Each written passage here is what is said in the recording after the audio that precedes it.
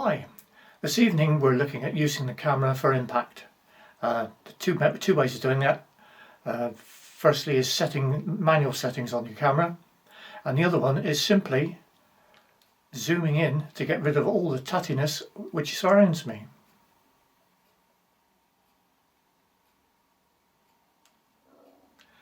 So there we are. You're focusing a lot more on my face now because that's all there is. There's nothing to distract you in the background. Now, being on auto can have its disadvantages, such as changing focus if I go out of shot, for instance. The camera automatically focuses on the background, and when I come back into shot, although cameras are pretty good nowadays, it does take a little while to refocus, as you see. So setting the focus to manual gets rid of that, as the background will already be able to focus, and when you come into shot, as long as you come in the right position, it'll be fine. It doesn't have to be just the eyes that you can use for impact. You can use the mouth. But what you've got to be careful of is you don't move too much, because the focus will go out. Once again, check on manual. Okay, that's enough of that. Let's now go on to the short piece of manual settings with your camera. I've now set the focus so the background is out of focus, and when I come into picture, I'm in focus. Okay, I've now set the focus on manual, and I've set the iris on manual, so there should be no difference in light level or focus when I come into shot.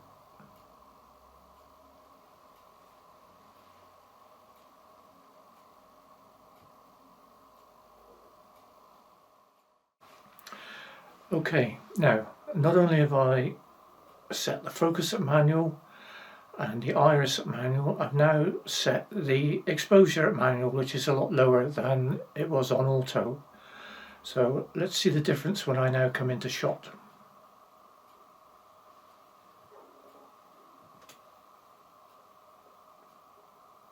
You'll notice the light level is a lot lower and creates a different atmosphere altogether.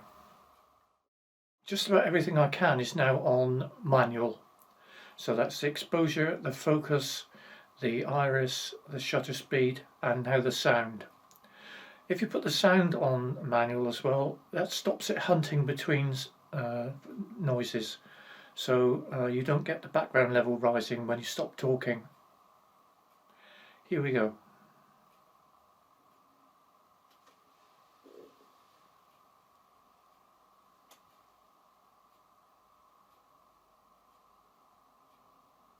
As you see, that can look quite sinister.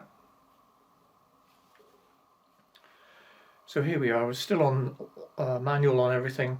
I've just raised the light level a little, exposure, so that the skin tones are more natural.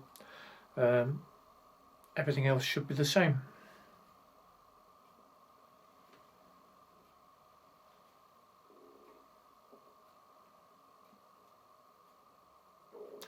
There we have it. The only thing I've got on at the moment is auto white balance. So it's often recommended, if you are using manual, to actually check the white balance every time you use the camera, because it can change slightly, and you may find that things are not quite the same when you change the lighting and the position. So bye for now.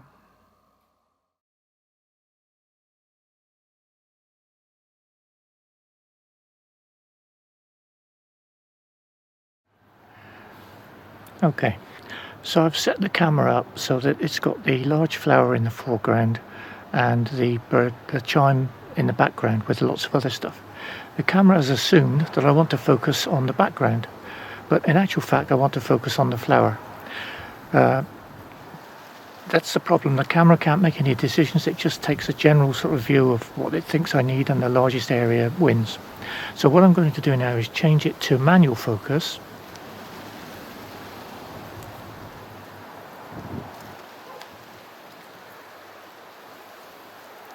and I'm going to adjust the focus so that the flower comes into focus instead.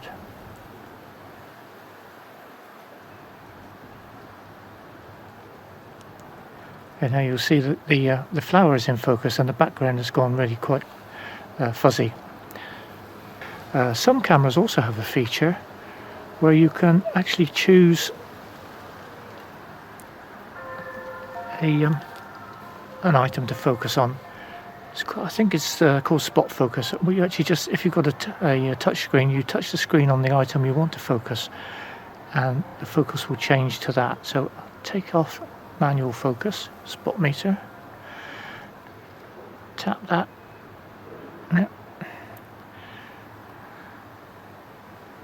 No, sorry, I forgot to take it off manual focus. Okay, so I'll tap that bird, and then you'll see the focus changes, and the focus point is the bird feeder, not the bird feeder, the wind chime.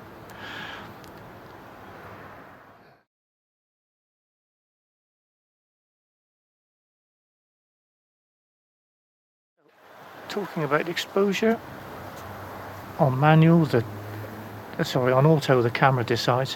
When it's on manual, you can decide, you can either make it darker, which generally is better, see it's darkening down, or make it lighter. Now this could be useful if you have a difference in lighting. Just change it slightly. Now that's too bright, so if I drop that down, that's more like it. Now if I change the picture to the washing, see that's too bright for the washing, so but it's okay for the flowers in the foreground, which I'll just bring the flowers into focus.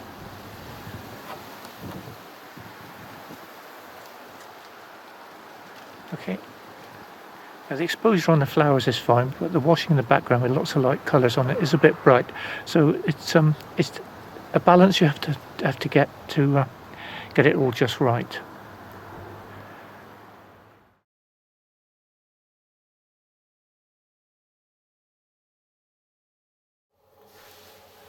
As you can see, I've moved back inside again now, and what we've got here is in the background, far away, is a little sheep. And in the foreground is a little fat man. Fat man was bought by my dear children when they were younger as a birthday present, and I used to put him on my desk when I went on holiday.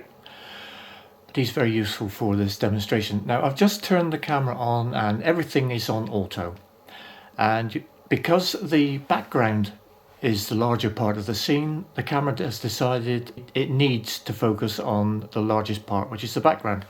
If I pan slightly to the left, you'll see that the camera will change its mind and will actually focus on the little old man, and the background goes out of focus. So to get over that, go back to the original setting. I'm going to put it on manual, and I can then decide what I want it to focus on. Just a moment, you won't see this, but I'm going into the thing to set up manual focus. I've set the focusing to manual, and it is actually focused at about 0.1 of a meter, and all you can see is a blur because everything is further away than that. Now what I'm going to do is what they call pull focus, which is changing the focus while the camera's running. And first thing we'll see come into focus is a little fat man. Now he's in focus, he's about 0.3 of a meter away from me, and you'll see in the background, very blurred, on another table is a small lamb. No animals were hurt in the filming of this, by the way. I'll now pull the focus a little bit more so that the lamb comes into focus. Now you notice the little fat man at the front has gone out of focus. So that's the difference in focusing.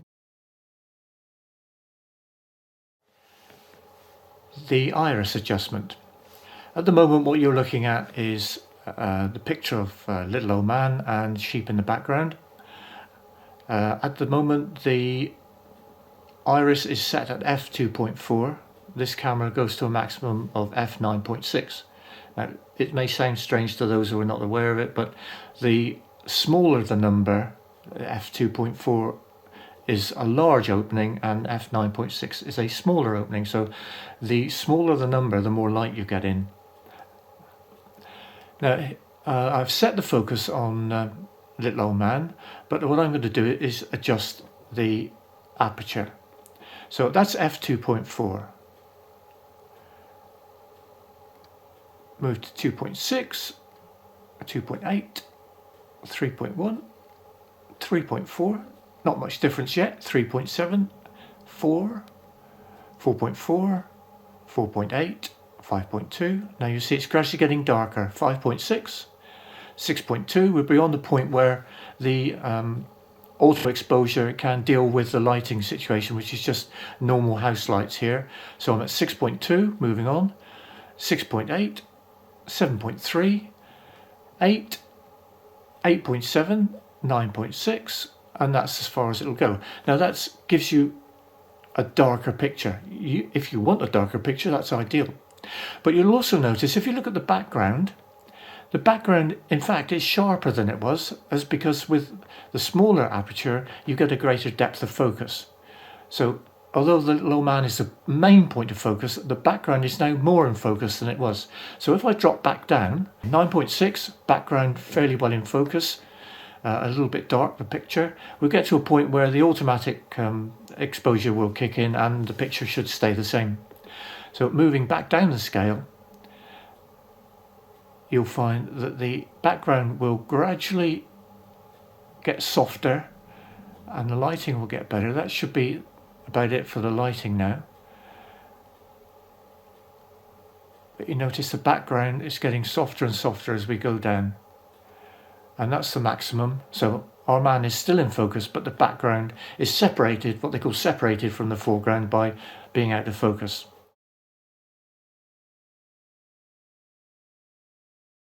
I'm now going to move on to shutter speed. Now shutter speed is like still camera, it's frames per second basically. Only it's not a mechanical shutter, it's electronic shutter. And if you're recording on 24 FPS, the ideal shutter speed is 50. This is a good midway balance between what I'll show you in a minute and what I can't show you in a minute, but I will explain. Okay, it's set on 50, so I'm going to pan now. Nothing wrong with that, we all see that happening. Now I'm going to drop the speed, shutter speed, right down to 6, which is the minimum I can go. So I just get the little old man properly in focus. Now you watch the little old man, or the whole picture when I move. Everything blurs.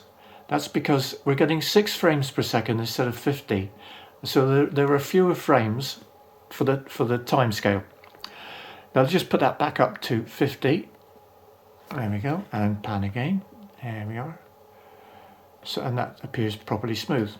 Now if I go higher than that, and this one will go right up to 6,000 apparently, move it to 100, that's still fine. But according to the information that I've read, if you go too high, you won't see it here because there's no actual movement within the picture, things will become robotic because it's going so fast. I think it's because our eyes can't deal with it. You don't see any difference there. But I also know that as I go to a much higher shutter speed, the exposure can't deal with it. It's on auto exposure and it's just too fast for the exposure. You don't get the correct exposure for the number of the speed of the shutter, which is 1,000 on that. And if I go to 6,000, it just goes dark. There we go. In fact, it's gone to 10,000 now, totally black. Right, so I'll just switch it back to auto. There we are. And the camera is back again to making the adjustments fully adjusted.